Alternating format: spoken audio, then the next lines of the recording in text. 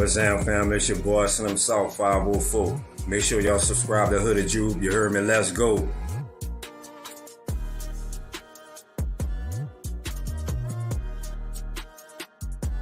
What's up, folks? This is Jono Barnes, and you already know this shit more than a game, man. You also already know that it's NOLA versus all y'all. And you also know that it ain't YouTube if you ain't subscribed to my dog, Hooded Jube. Come on, man, what are you waiting for? You already know.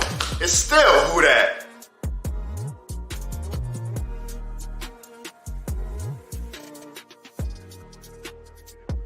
What up, family? This your boy The Right, repping that Who Dat Nation all the way here in Florida. If it's YouTube, you gotta subscribe to my boy Hooded Jube.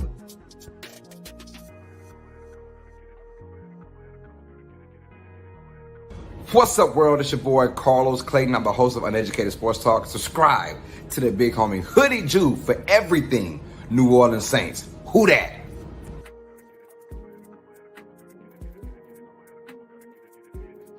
Hey, this your boy, Dog 17, the host of the Keeping It Real Who Dat Sports Podcast. Just want to remind y'all, go ahead and subscribe to my homie Hooded Jube's channel. And like always, love.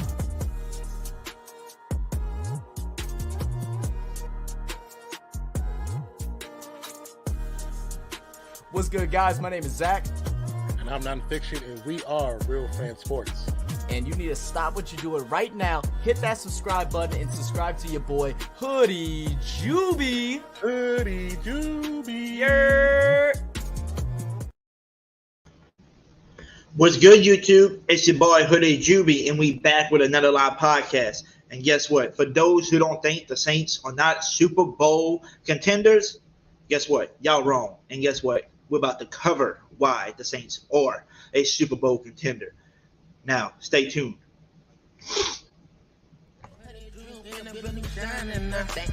You can't see us. Saints going to the Super Bowl, talking black and gold. Cameron Jordan on the field, about to take a QB soul. Ever Kamara break a tackle, so you know he bold. Mike Thomas catching everything, so you know he cold. He talking Byron Matthew, he talking Marcus May. We in the backfield, we gon' make them pay. Them boys hitting hard, they need an X-ray. Yeah.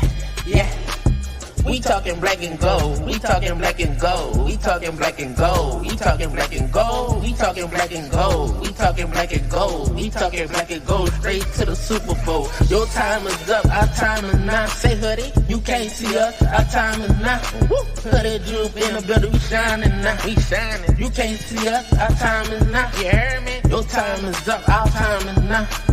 You can't see us. Our time is now. Say Hoodie, Hooded Jube in the building. We shining. Here he is, Hooded Jube. Yeah. Our time is now. Yeah. You can't see us. Our time is now. Yeah. What's good, YouTube, man? Come on, y'all. Who Dat Nation? You heard it. Our time is now. Now, I always tell everybody, man, if y'all don't mind, hit that subscribe button if you are new. Also, if you're watching from the Pro Media Network and y'all are new to his channel, hit that subscribe button as well, and show love to Biz Q channel. So thank you, Big Q. Like I always tell you, thank you for letting us use your platform.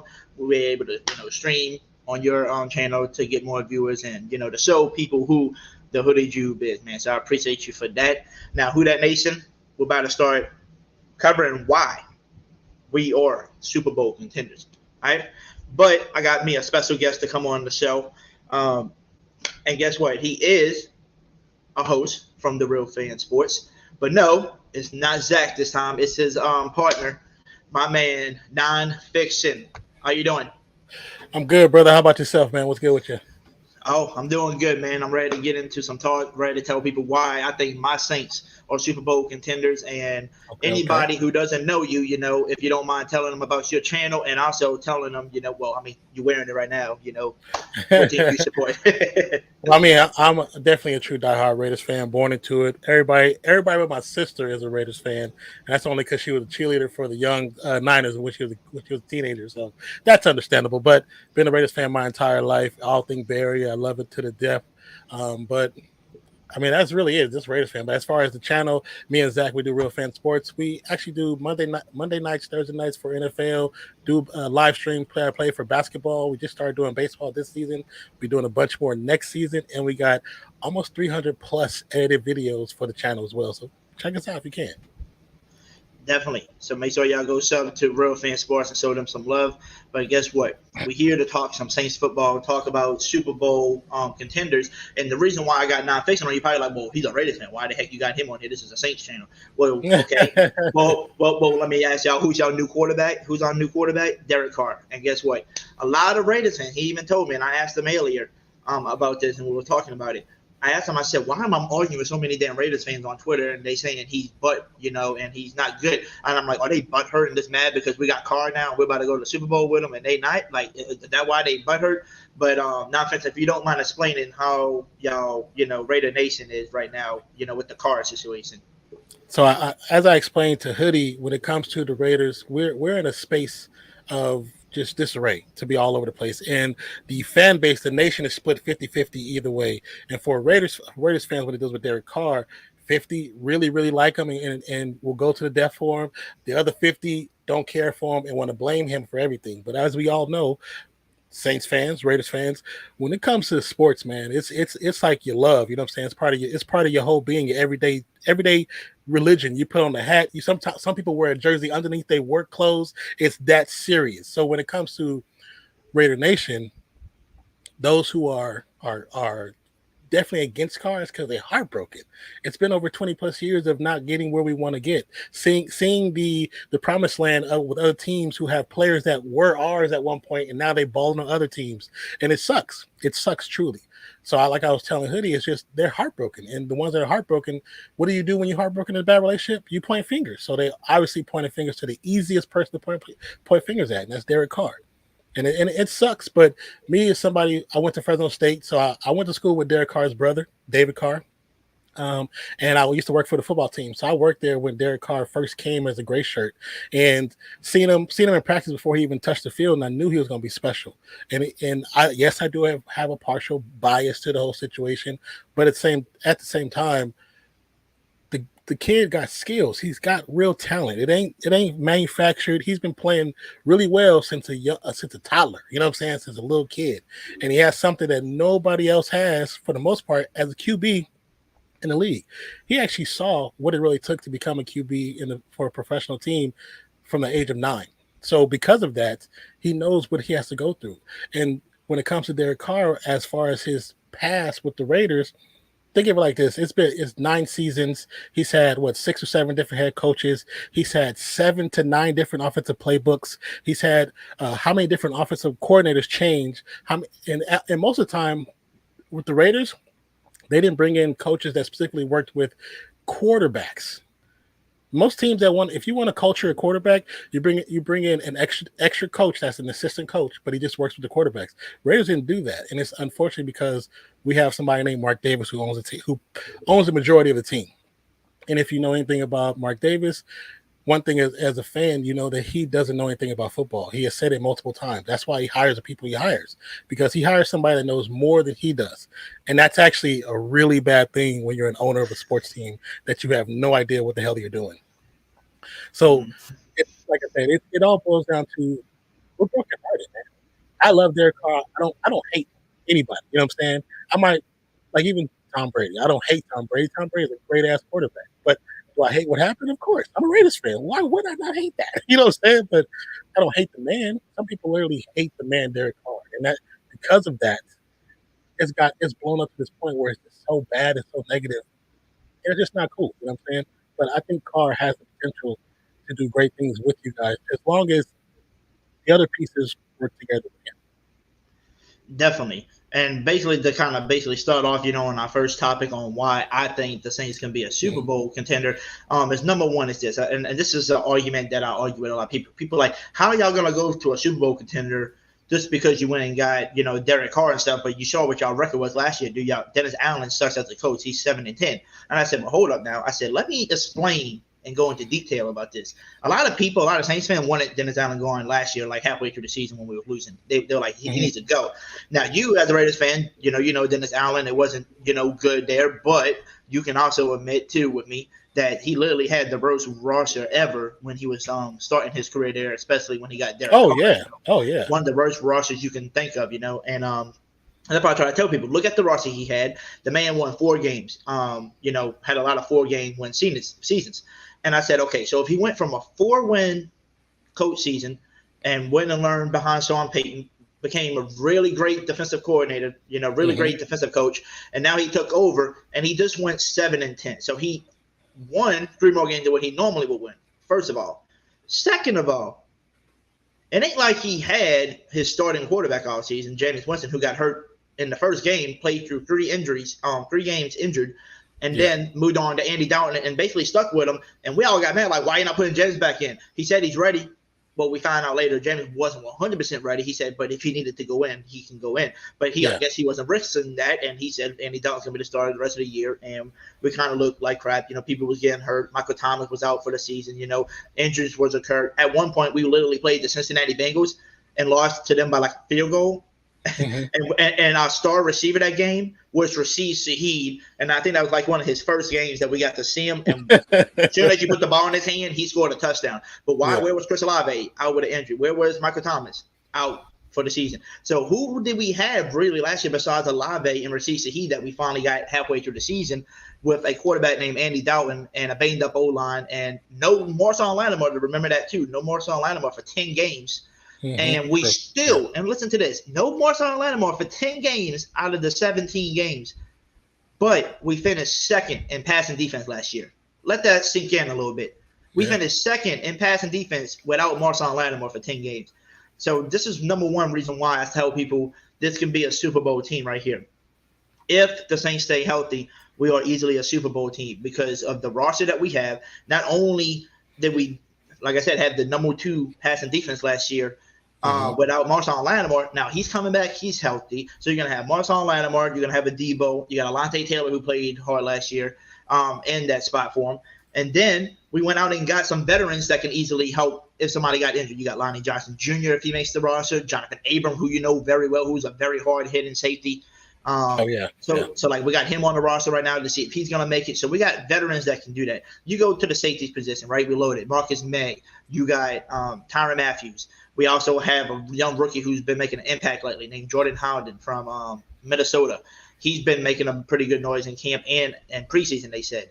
You go to linebackers, right? You got my jersey on, Demario Davis, man. One of the best. I think he's one of the best linebackers in the league, but so underrated. People disrespect him because he was on the Jets before, and he went from the Jets to the Saints. 2 teams that really get hated on a lot. And now Demario Davis is a very underrated. So you got him, Pete Warner, who's an up-and-coming star. I'm trying to tell a lot of Saints fans. I like Pete. Pete's nice.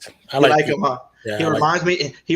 If you go look at his play style in college and you watch his highlights, you look at his size. You basically try to match somebody. You try to make identical with how smart he is on the ball. He reminds me of Luke Kuechly, man, in the making. He just got to stay healthy and stay on the field. It's just the way he played. And his height, his size, everything was the same. So I was calling him Luke Kuechly 2.0. I was telling people that. And they finally started following along. After his second year, people were like, oh, yeah, I can see it.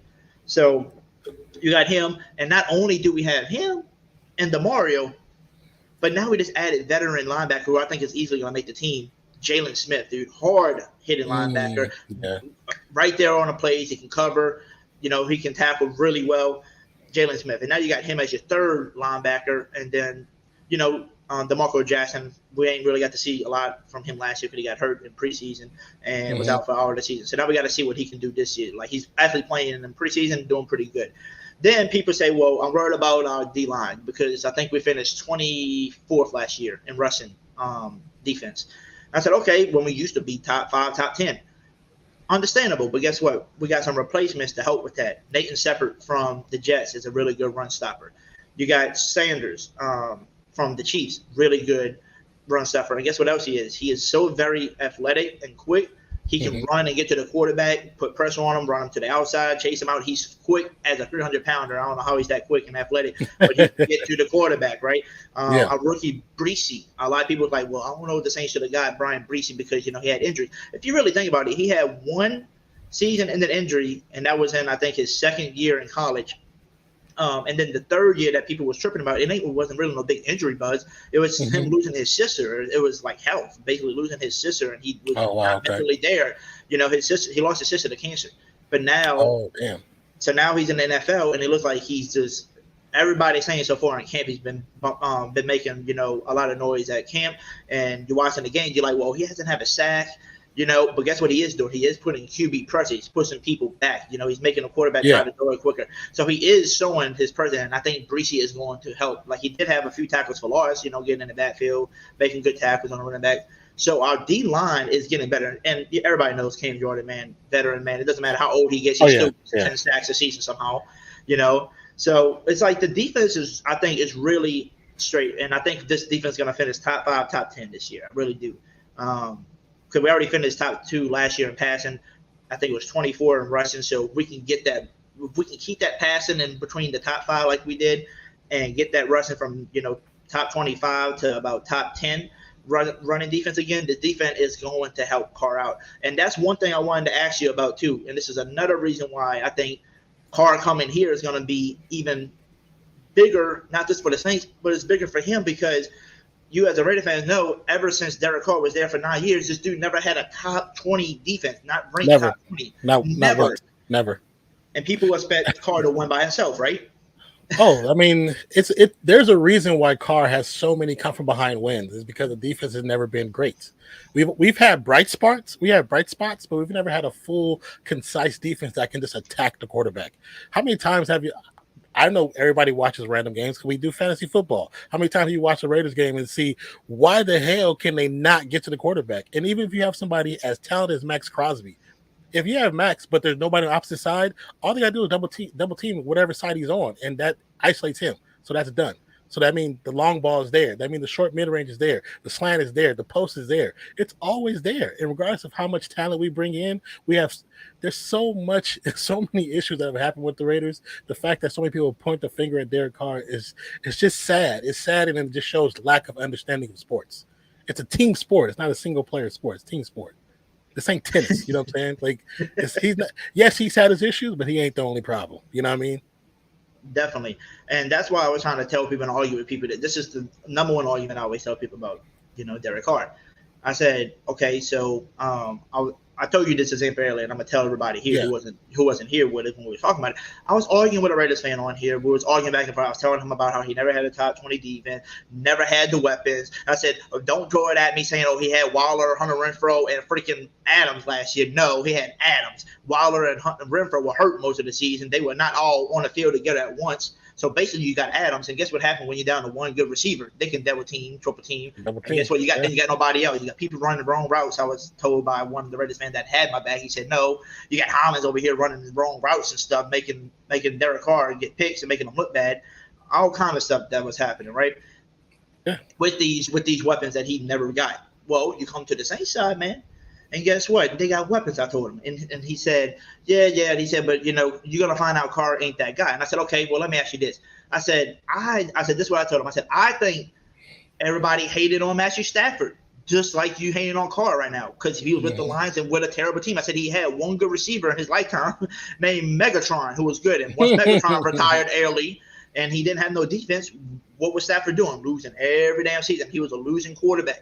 But guess what? Everybody likes his toughness. Everybody's like, oh, I like that. You know, he broke his damn shoulder or whatever it was, and he still went in and threw a touchdown. Oh, yeah.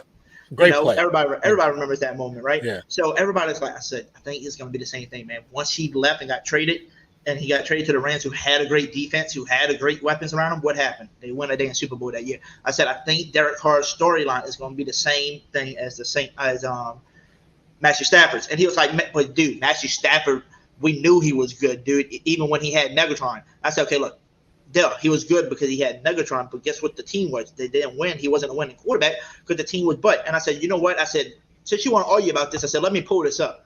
So I pulled this up and I showed him. So anybody who hasn't seen this, I'm going to share it with y'all. And I'm going to tell y'all right here, Derek Carr's been in the league for 9 years. He's going on his 10th year. Matthew Stafford's been in the league for 13 years as a starting quarterback. And guess what? Matthew Stafford's going on his 14th season. So he's got 4 years more under his belt than Derek Carr. But look how similar these numbers. But this guy that was arguing with me saying Stafford is just totally better than Carr. Okay, he gets about maybe 90 more yards, passing yards. Cool. He got one more passing touchdown. Cool. But he throws 2 more picks. But the argument before we got into the Matthew Stafford, y'all, oh yeah, Derek Carr is not gonna win y'all games because he's gonna cost y'all games. You know that he's gonna draw an interception. I said, so you're telling me it's bad for him to average about 11 picks a year, but it's okay for Stafford, who you're saying is better, to have 13 interceptions, which is 2 more. But that makes him a better quarterback. I said same thing with Mahomes. I said Mahomes is a great quarterback. He can throw so many more touchdowns than us. But guess what? He's a turnover machine too sometimes because he tries to do too much sometimes, with the ball, and he's too fancy with it. Mahomes can have a 50 touchdown season with maybe 8 picks if he would just start doing some of the crazy stuff he does. Sometimes you're like, what the heck's wrong with you, man? But guess what? Everybody respects him because he got 2 Super Bowls and he's just super talented. He can throw it sideways. They love him.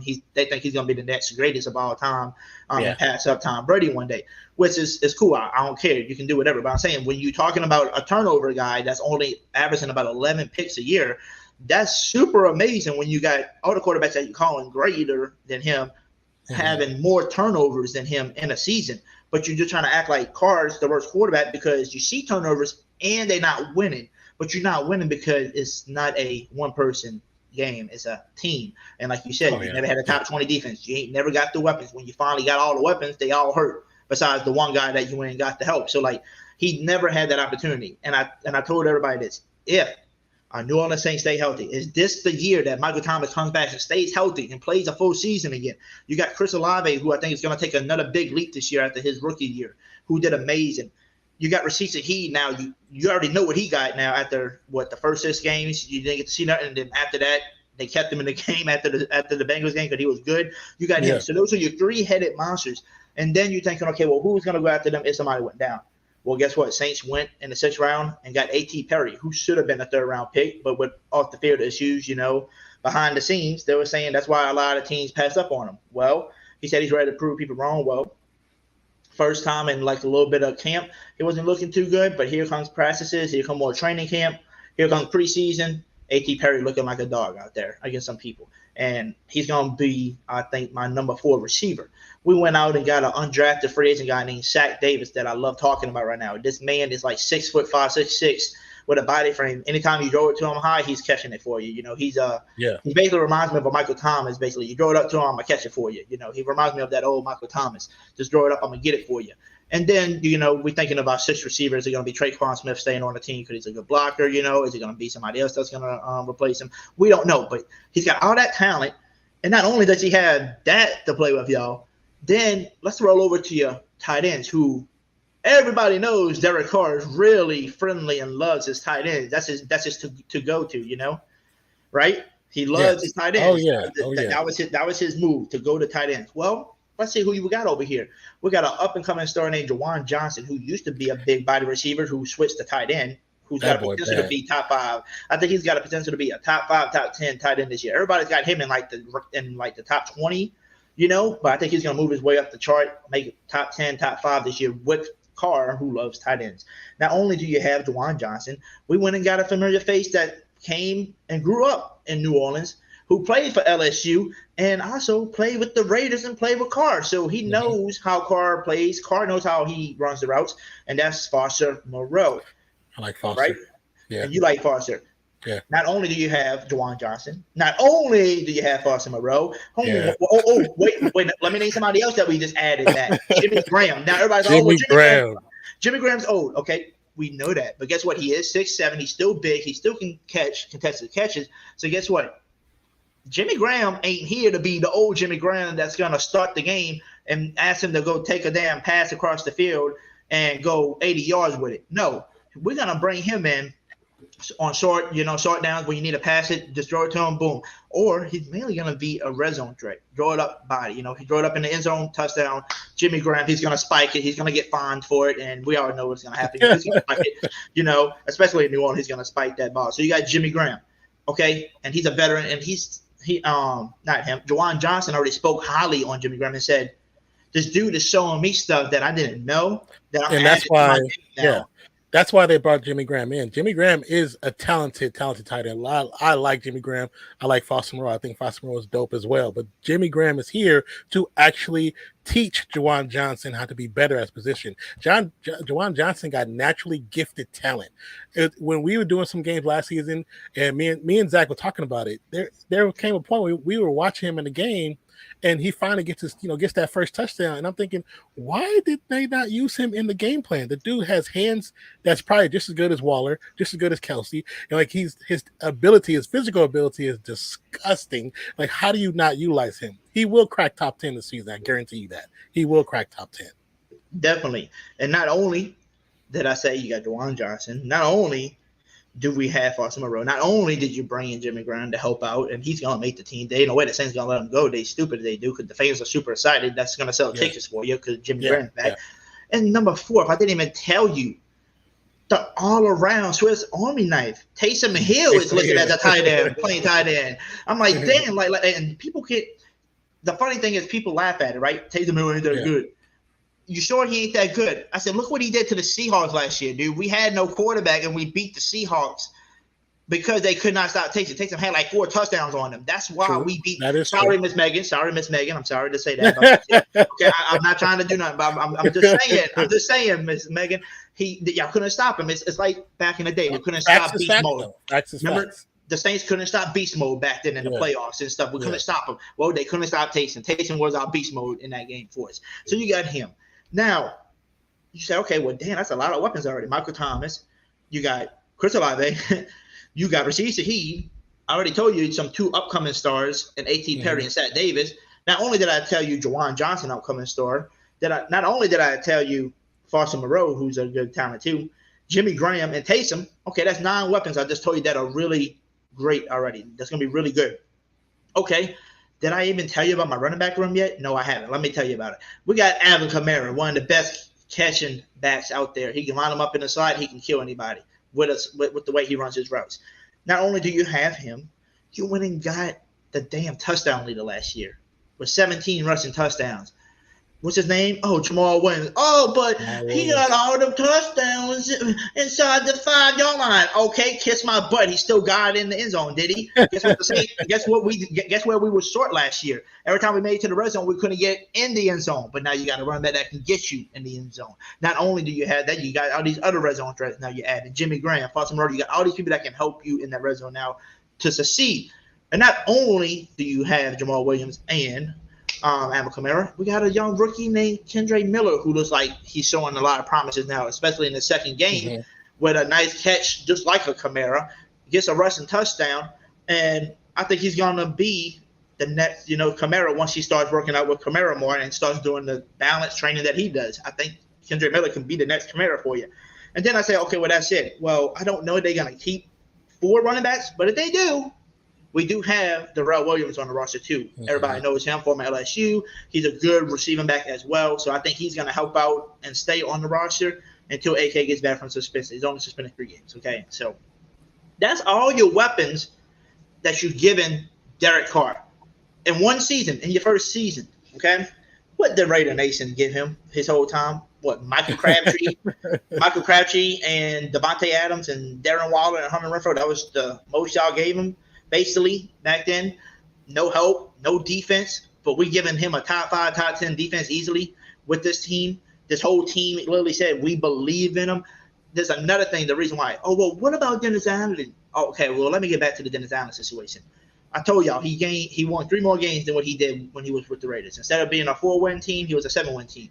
Not only was he a 7-win team, there was a lot of games that were close that we should have won, but we didn't have our starters, and they were injured. James was out. You had Lattimore that was out. You had Chris Olave out in one game, and we still lost only 3 points by the team that was in the Super Bowl before that, the Bengals. With Joe Burrow and all them, they were injured. They had their people, but we were injured, and we lost by 3 points. Like I said, we were injured last year bad with all these different injuries. If we would have our starters, like I said, everybody stays healthy, I want to ask people, who's got a defense good enough with all talent all around the field that can guard each guy that has talent? It's going to be hard. And I told people this. I said, imagine, and I told people this. I said, imagine you're in the red zone. It's like first down or second down and 5. you're like 5 yards away from the end zone. You see Mr. Jamal Williams lined up in the backfield behind Derek Carr. And it looks like he's under center. It looks like he's about to basically just hand it off because Jamal Williams comes inside the 5 and he can score. So then guess what we do? We're going to put our big boys in, right? I got Michael Thomas lined up on the outside to make you think, okay, maybe we can still pass it or we're going to run it. You know, he's a big boy. Oh, let me put my boy Jimmy Graham in as a on the right side. Let me put my boy Jawan Johnson on the left. And matter of fact, you know what? Let me put Foster Moreau out here on the line too to make it seem like we got 3 tight ends and we literally about to run the ball down your throat. Defense trying to close on it, like, oh, Jamal Williams going up the middle. That's what the play is. Here comes play action by Derek Carr, and now you got all these big bodies, red zone threats in there that you can throw to. He can say, okay, let me draw it up to Michael Thomas. He can get it. Oh, but wait, let me draw it up to Jimmy Graham. He's 6'7". He can get it. Oh, Jawan Johnson, and I can draw it up to him. He can get it. Hold on. Oh, Foster Moreau, I can do it too. Matter of fact, I told you play action. Guess who can come out the backfield and catch? Jamal Williams. He can do that too. Like I was saying, there's so much stuff. And I didn't even miss an AK. I didn't miss Chris Olave in that one. I didn't miss, like, that's what I'm trying to tell people. We're so stacked this year that I think even with certain injuries, we can still do good, you know. So that's another reason why I tell people I think we can be a Super Bowl team. Coach Dennis Allen didn't look confident last year when he was in interviews and getting talked to. He didn't look confident. But guess what he does now? He looks so confident. Why does he look so confident? Because he's got the quarterback that he believes in. His team is healthy. He's got more in him. And I heard from Demario Davis today, he said, if you're a Saints fan, you better be excited because a lot of stuff back here in the locker room that y'all can't see, man. There's a lot of swagger going on back there. He said, I can't go into details, but y'all better be ready for the season. That's what he's telling our fans. We better be ready. We're going to be happy. I said, okay, that's getting me excited, you know. And to see a veteran guy like Demario Davis come out and say that and everybody's still behind and supporting a great defensive coach and Dennis Allen. And I tell people, well, people ask me, okay, we'll give Dennis Allen another shot. Okay, you know, the offense ain't all his fault. You know, he's mainly a defensive coach. Well, I'm getting on Pete Carmichael's butt. Man, the coordinator didn't do crap last year. Okay, well, let me ask you this. What can Pete Carmichael do last year with a guy named Andy Dalton who's not a West Coast offensive guy? You limit it. Right? You're limited with your play when you don't have a quarterback that can run your offense like you want to. So bringing in a guy like Derek Carr, which you know is very well and very familiar with a West Coast offense. You can go up to the line, have 3-4 different plays in your head. I can change it to this because I see it. I can read the defense. I can see what they run it. I can change my play at the line. Derek Carr wasn't able to do that shit last year. Why wasn't he able to do it last year? Because of the damn McDaniels' new offense. They were not running the West Coast. What people don't understand with McDaniels does not allow his quarterbacks to have audibles at the line of scrimmage. And that's the one thing. Carr is one of the best in the league when it comes to that. I'm not saying that because I like Carr. I'm telling you because it's true. The dude is smart. He can handle any playbook. There's no playbook he can't handle. But to allow him not to be able to be free at the line of scrimmage, that's where the issue was. That's what it was. I'm trying to tell people. He likes to change the play. He breezes the defense. You got to let him take control. And I said, look, now Pete Carmichael has Derek Carr who can run a West Coast offense. He has a quarterback that knows how to read the defense. He has a guy that can call out the blitz coming. We have a guy that can change the play if he needs to change the play instead of just having a guy back there that can just run the play and that's it. Just run the ball and just be okay with it and just run the play that's going on because I don't know what to do to call out this defense. I don't know how to run a West Coast offense. Now you got a guy that can do that. So now Pete Carmichael can be more creative and more open up with the playbook. And that's why I try to tell people this season is going to be very special because Derek Carr not only feels more comfortable in this type of offense, not only does he feel less, stress with the Raiders guy. He even said, I know he said he didn't want to draw hate towards his own Raiders nation, but he even said out loud, he said, and he said no hate on his old boy, but he said he sees this defense that he's got now being able to give him more opportunities with the ball. And that was another thing I told people, non-fiction. I told people this to the Raiders guys that hated him. I said, look how, and I'm going to put it back up again. I just want y'all to look at this. Look how similar Carr's stats is with Stafford. Look how similar these two are. And guess what? And go look at stats. I want y'all to go do careers. Go look at Dak Prescott, that people call top 10. Go see all these other people's stats and compare them. And y'all gonna laugh and see well, damn, they that similar. Look how close they are. But guess what Carr never had? Carr's got the same numbers, but never had great weapons like he needed it. He never had a defense to put the ball back in his hands. Just think if he had a top 5 defense, top 10 at least, instead of no top 20 defense. Just think if he had a top 10 to give Carr the ball more. Maybe he'll be averaging 28 to 30 touchdowns a year. But he didn't. He didn't have the ball back in his hand. But guess what? People say, well, he's trash. Okay, well, if he's trash, he's got no defense. He had no weapons. Like you said, he's been through so many coordinators and head coaches. If he's been through all of that and he's trash, how the heck is he the quarterback right now? Since Tom Brady retired now, he is the quarterback with the most comeback wins in the NFL. Oh, well, I mean, he's coming back because they losing. Exactly. Why are you losing? Is Derek Carr's is it his job to go on the defense and stop them from scoring? No.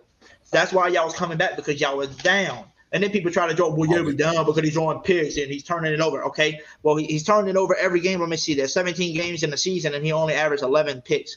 So they got games that he's not even averaging a pick, but he blows all the games and just does turnovers. And that's when I call people and I'm like, y'all just full of baloney. You're not a real Raiders fan, to be honest with you, because if you're a real Raiders fan, you will be watching this game and you'll be looking at it and be like, okay, so it's not my quarterback that's the problem. It's all these different things that he's going through. There's no defense. There's no weapons. You get him in new coaches. And to be honest with you, I think Carr would have proven himself and probably won y'all first Super Bowl that year that he got was in the MVP conversation before he got hurt, and that was with John Gruden. And man, oh my God, John Gruden. Yeah. By the way, thank you for giving me John Gruden. Thank y'all for kicking him out because of the stupid NFL leagues being stupid with the emails and stuff. And now he's over here training up Carr still, helping our team out. So he's gonna be on the roster. That's the thing I was telling Zach. I was like, it's people don't understand that Gruden coming over there is not just for Carr. It's for Carmichael. It's for Carmichael. Carmichael, having not ever dealt with a quarterback similar to Carr, now he's showing him, hey, this is how you got to handle this guy. This kid is special, but this is how you have to handle him. And I'm telling you, that's part of the reason why he's there too. He's there as an offensive mind, not just as somebody that's going to keep Carr settled. Because Carr don't need that. Carr is good with anybody. He actually, when Gruden first came there, Gruden did not want Carr. Gruden wanted to get rid of Carr. But over time, when Gruden and Carr, they argued at practice multiple times. But when he finally realized that Carr was smart enough to understand his system, because he didn't think he was at first, it changed. His mindset changed, and he knew that the potential was there. It's just that, like you said, we've never had full defenses that can actually make a difference. When John Gruden's biggest mistake was getting rid of Khalil Mack. If we didn't get rid of Khalil Mack, who knows how far we actually could have progressed with that defense? Because we would have been able to bring in better pieces. People don't come in where they know it's going to be a failing option. They're not going to come there. They come there for a check. They're not coming there to really win. And so Raiders have finally got to the point where Raiders aren't where people come to get checks anymore. Because for a long time, a lot of players came there to get checks. But it's changing now. I mean, hopefully with McDaniels, I don't know because I don't trust McDaniels. McDaniels was never my first option. He was never my first option. But if he wins and he do well, then hey, you know what I'm saying? I'll eat crow and say thank you. But right now, I feel like when we compare the two coaches who both had coaching stints and weren't successful in both situations, I feel like in this situation, all the positive things I've heard about DA is that he's willing to change. He's willing to change. McDaniels, as we can see, is the same person. He's not willing to change. He's not willing to help the quarterback be the best version of himself. And that's the problem. When you come in and say, this is my program and it's my way or the highway, when this quarterback has been here for this many years and he has over 35,000 yards, you serious? You're just going to alienate somebody who actually kept the locker room together. Once they saw how bad you was talking trash about him, that's when the locker room fell apart. That's when Josh Jacobs was already ready to go. Devontae Adams, when he came in there, he was happy to be there with Carr. But when he started seeing what's going on, man, as many times I didn't watch him after game interviews, he was not happy. He was not happy. Yeah. He was not happy. A lot of people, you can tell a lot of people wasn't happy with all that. It don't look like Devontae Adams wants to be there anymore. Josh Jacobs, especially with, the contract stuff. Yeah. It's like, it's crazy. And just to be honest, it's not just the Raiders. It's just the NFL in general. It's crazy. Oh, yeah. How do you not pay your running backs? Just star running backs. I don't get these it, man. days. I don't get it. Jonathan Taylor, Josh Jacobs. Who was the other one that held out? Saquon Barkley, but he signed Saquon finally. Barkley, yeah. But he signed a little tiny deal still. But why are you not paying these star running backs, especially your top 5? Like, it's getting insane. Like, I understand there's a lot of talent out there. You know, you can easily get a running back, but you know how hard it is to find the Josh Jacobs, the Nick Chubbs, the Jonathan Taylors. It's difficult to find those type of players. Like me and Zach were talking about it, and I say the reason why it's so difficult is because if you go back, don't think about pros, don't think about college. Go all the way to Pop Warner. What are parents doing? Parents are making their kids who are talented become quarterbacks because the quarterbacks are the face of the team. The quarterbacks make the biggest money. They get the biggest paycheck. They get the best deals. So every parent, if their kid is an all-star and they're good at running back, they're going to make them play quarterback. And that's why you have teams playing this RPO style offense, which the NFL is trying to wean us off of because they don't want that to be successful anymore. So hopefully in the next 10 years, we'll get more running backs coming back into the game. But the way the NFL is doing things, it's so disrespectful to talented players that, if not for them, a lot of these teams wouldn't be able to get any points. Let's be honest. Because some of these quarterbacks is trash. Definitely. And the crazy part is that, like with the way they disrespected, like you said with McDaniels, it's like there are other coaches that I know, like, just remember this. And I remember this guy because he brought us a Super Bowl, Sean Payton, okay? He's very cocky too. He's going to tell you how he feels. He's going to tell you this is my team, you know.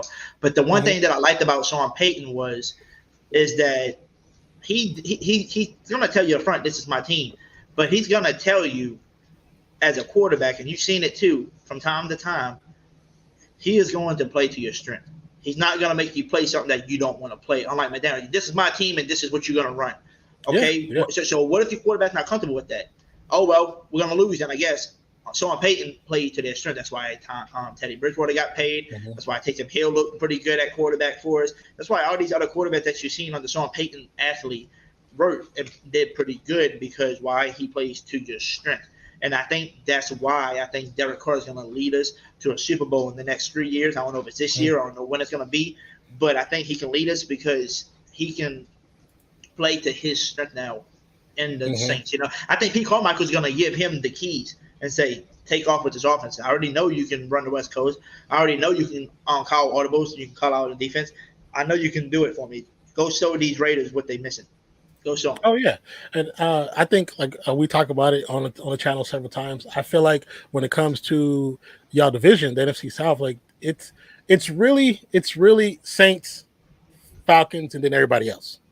That's really how it looks. Falcons, they have a lot of – I know y'all don't like talking about Falcons, but from my point of view, Falcons have a lot of great young additions, and they can – if they choose to and have the right game plan, even with that quarterback who I think is actually damn good, they can run it up.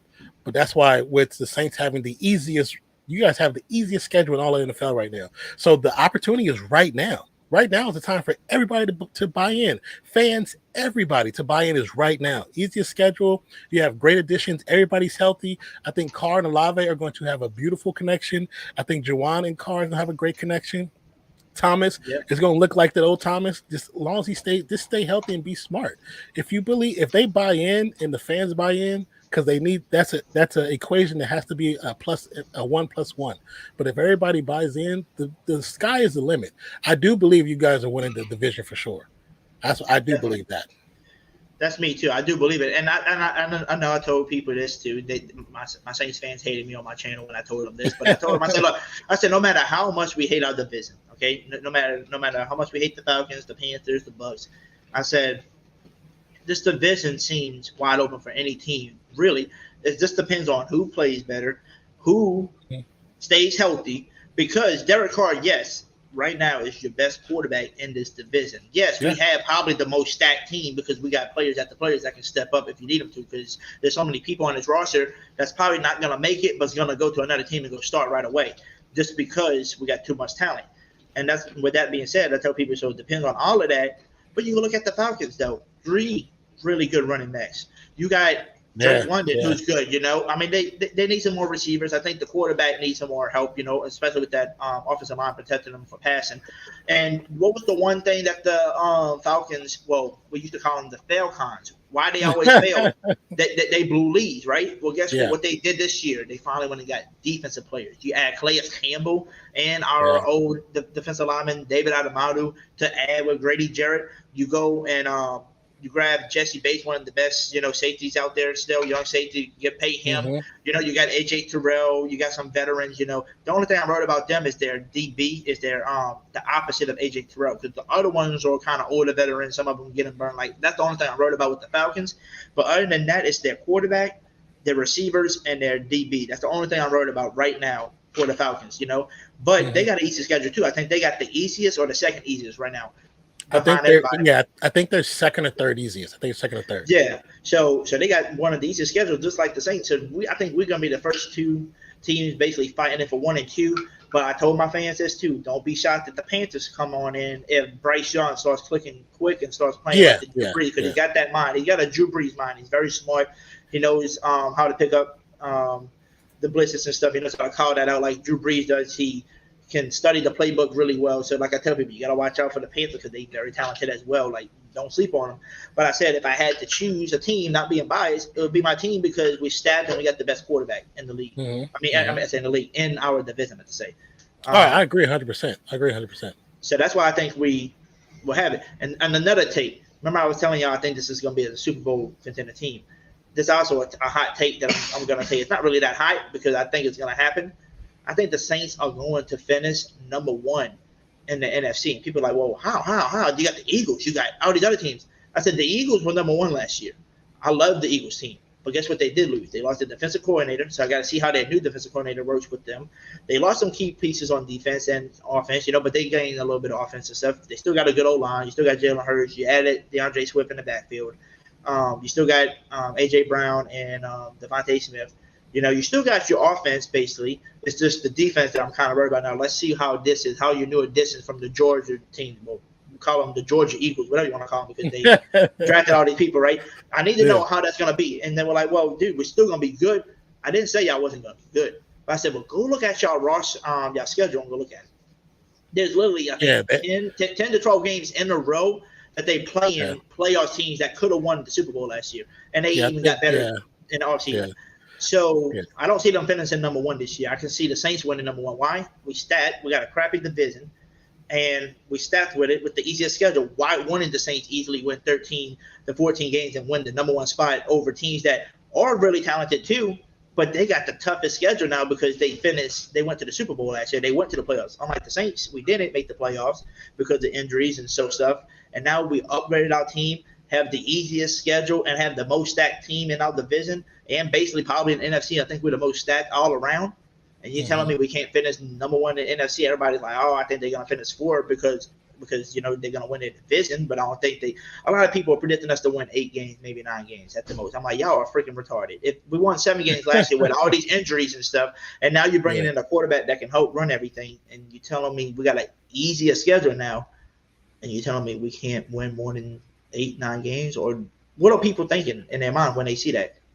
I think the easiest potential for you guys is 10. I think 10 is the easy potential, to be honest with you. I mean, when you look at the NFC division, there's 8 teams that you just have to group together as the top tiers, which is Niners, Seattle, of course. I think Saints, Falcons, and then Minnesota, Detroit, and then Eagles, Cowboys. That's the top tier of that entire division. Now, what the order is going to be like, I have no idea. That one I don't know. But I do believe when it comes to NFC South, it's going to be Saints for the most part, but I do think Atlanta's going to ruffle some feathers. Not to really have a play on words, but they're going to ruffle some feathers for sure.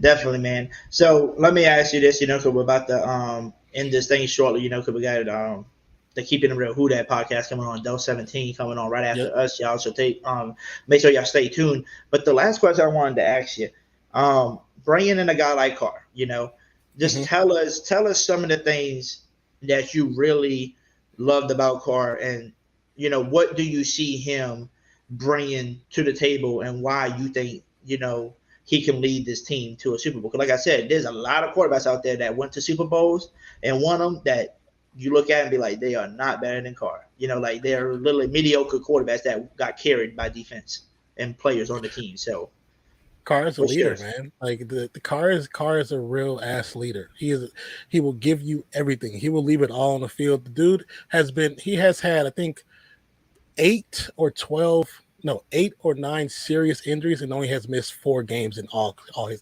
entire career. He's only missed four games.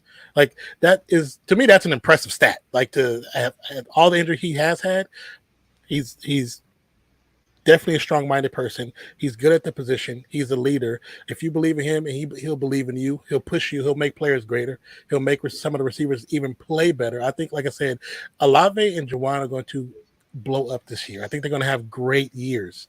But he gives all of himself. And it's not something a lot of people don't. Not all players do that because they, the one thing about NFL and NBA, most sports, a lot of players are made players. That's not how Carr is. Carr is really a true leader, and he will help and push the team to where they need to be on a personal level. You know what I'm saying? And that's something a leader needs to have to be able to push that team further. But he's going to give you stability. He's going to give you strength. He's going to give you leadership and a quarterback mind. So there's what more do you really, really need besides putting the points up? And he's going to be able to do that with the great receivers you guys have. Definitely. And I guess the last question of them all, and I always like to ask people this.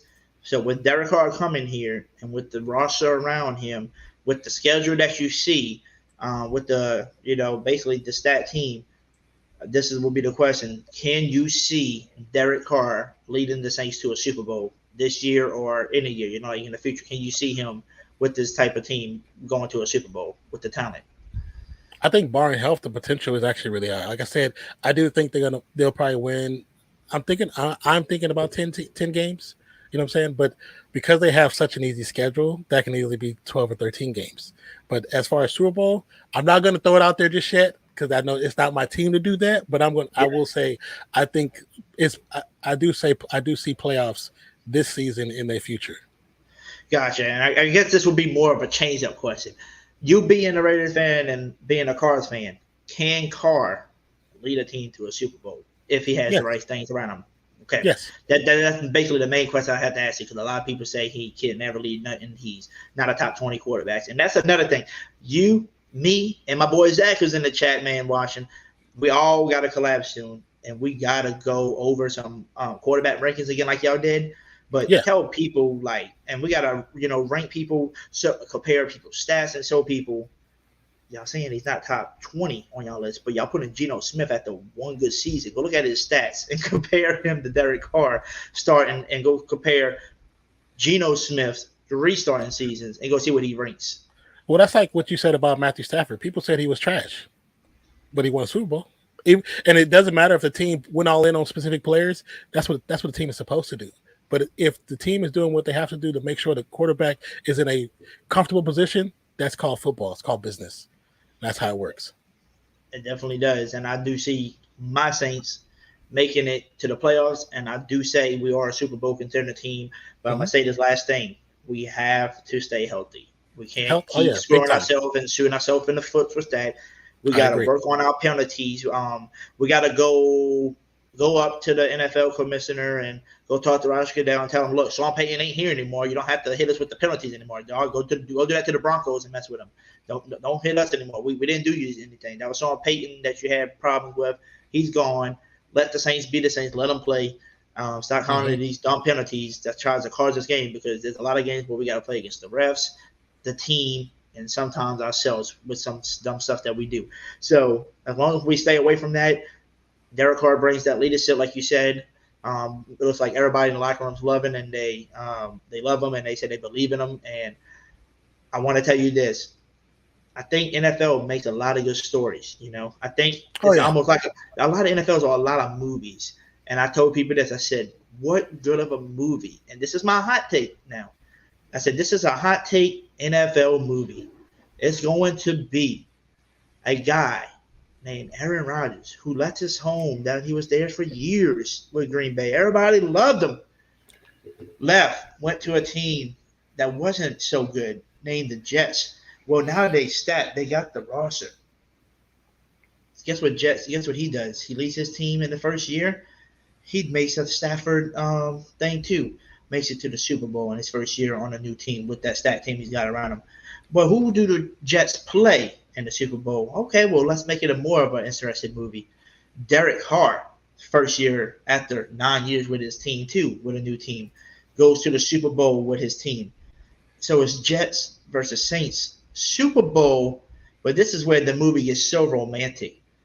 The Saints and Derek Carr wins the Super Bowl in Las Vegas in that same arena that he used to play in, and he gets to hold up that trophy and say, y'all should have did better. Y'all should have put weapons around me. Y'all should have kept me. Y'all should have never hired McDaniels, who thinks he can come in at the next season and just change the whole thing and act like that's going to help. So I think that's going to be one of my hot takes, Jets versus Saints Super Bowl. What would be a hot take Super Bowl for you? What would be a hot take? I think that actually would be a good story. But I mean, for people that, if you don't know Raiders history, Raiders have a lore of having quarterbacks that were castaways coming into Raider Nation, regardless if it's Jim Plunkett, Ken Stabler, Rich Ganning, Darryl LaMonica, coming from other places and being, they weren't supposed to be anything, and coming in and winning a Super Bowl with that team or getting to the playoffs or having one of those storied careers, storied seasons. I feel like Derek Carr can pull that off. Like you said, it's just barring health, it would be a great story. And I as a Raiders fan would hate to see somebody on the team win on my turf, but I as a person would love to see Derek Carr get a trophy in Raider Stadium. That would be amazing to me. Oh, well, that sounds good then. So you're gonna be cheering for the Raiders and the Saints this year. Oh yeah, most definitely. I've always told Zach I've always liked Saints. Even before I met Zach, I've liked the Saints. So that wasn't nothing. That's not new to me. Well, that's shocked because most people hate the Saints for some darn reason. I don't know why they hate us. And all people bring up is Bountygate. That's all they can say to us is Bountygate. I didn't like Bountygate, but I do like the Saints. Yeah. So, that's what it is. But, so at the end of the day, we both said this team can easily be a Super Bowl contender, easily. Like you said, we got to stay healthy. We got to let Carr be Carr, be that leader that he is, control that offense, get points on the board. So I think we're going to easily be a Super Bowl team. He said he can easily see Carr leading us to a Super Bowl as well. He's a good quarterback, great leader. So both of us said it. We think. Y'all comments down below. Let me know. Do y'all think the Saints can be a Super Bowl contender, especially with Carr, especially with all the shit that I just had to explain to you on why I think, why and what was Carr was missing. So y'all let me know in the comment section. Make sure y'all hit that like button for your boy. Make sure you hit the subscribe button if you are new to the Hoodie Jube or if you're new to Big Q Show, the Pro Media Network. And also turn your notification bells on so y'all don't miss out on any of the great live podcasts or the videos we do as well. And also, I'm going to give it to Nonfiction real quick, if you don't mind explaining to everybody, about y'all channel one more time and go subscribe to Real Fans. Once again, we do play-by-play for NFL on Mondays and Thursdays. We occasionally do Sundays when it comes down to the playoffs, and Saturdays. We also do basketball. We do a little bit of baseball, but we also handle a lot of international sports. So if there's sports that you don't think, if you want to learn about new sports or something different, come to the channel. It's at Real Fan Sports. Myself, my co-host Zach. We have a lot of fun over there. We live stream quite a bit, especially when it comes to the playoffs for both NFL and basketball. So come and have some fun, man. It's for all fans. We call ourselves fanless. We're fans who like to analyze the game from a fan's perspective. So come and check us out. My name is Nonfiction. Thank you for having me, Hoodie, man. I appreciate you, brother. Yeah, I appreciate you, man. Like I said, I had to get the knowledge from a real Raiders fan, not the fake ones I'm getting off of Twitter. Like I said, I've been a fan my entire life, man. And that's why I try to tell people, and that's how people that say, "Oh yeah, I'm this fan." I tell people you're not a real fan if you're gonna not do your study and go get your knowledge and go get your stats and prove people why instead of just saying he's trash. That tells me you're not a football fan because you're not really going deep into your explaining it to me. You just saying it out your head because you hate, because you're hurting, and you hurt and you hate. So that's why I try to tell people. So at the end of the day, man, it is what it is. True. This team to me is a Super Bowl contenders. All I can say, man, is good luck to your Raiders. Trying to figure out what y'all gonna do next. Hopefully Jimmy G can help y'all out over there. Because remember he is good at bringing teams to the playoffs. Jimmy G. So, he is. I will say that. So we'll see how far that goes with that. Maybe this will be his first year he doesn't make it because of that, but we'll see. But with that being said, thank y'all for watching tonight. Like I said, make sure you hit the like, hit the subscribe. Also, I forgot to tell everybody, I do have memberships. I told y'all that last week. Hit that join button. Hit that join button, become a member, man. I got a bunch of new faces that you can use emojis, funny faces with Jamal Williams, our rookie Jay Cannon with the kissy face you can use in there. You got James Winston with his funny faces that you can use as emojis. So become a member. Like I said, you got memberships cheap as $1. And the most expensive one is $5. So come support your boy if you don't mind. And by the way, Pro Media, he's got a join button too. But like I said, he's been doing it for years, man. So thank you, Big Q, for everything. Thank you, Non-Face, for coming on and giving everybody your knowledge. But with that being said, everybody, we out of here. We're on our way to the Super Bowl. You heard me. Who that? Go Raiders. And who that, man? Appreciate you all. Peace out.